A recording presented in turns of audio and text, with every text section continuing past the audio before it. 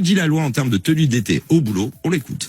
Qu'en est-il des shorts et des tongs au travail? Alors premièrement, si on se fie vraiment aux phrases du Code du travail, il est dit que les restrictions vestimentaires ne doivent pas porter atteinte aux droits et libertés individuelles ainsi que collectives, sauf si elles sont justifiées par la nature de la tâche à accomplir et proportionnées au but recherché. Donc en d'autres termes, si on travaille dans des secteurs particuliers comme le milieu de la santé, où on a besoin d'être protégé et protéger les autres, bien sûr qu'il y a une tenue à adopter, ou alors ça peut être même dans les milieux du chantier, etc., les travaux physiques, là il faut se protéger, donc c'est naturel d'avoir une tenue particulière. Mais ensuite, il y a deux cas de figure qui s'appliquent en général. Il y a les salariés qui sont en contact avec la clientèle. Là, en général, il faut dégager une bonne image, parce que ça peut par exemple être dans le milieu du commerce ou dans les milieux des services, où là, bien sûr, vous devez aussi représenter l'image de l'entreprise, donc c'est compliqué de porter un bermuda, etc., parce qu'il faut respecter certains codes.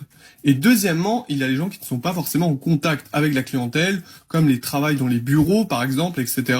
Et là, bien sûr, il y a un petit peu plus de liberté et c'est finalement l'employeur qui va définir un petit peu le cadre.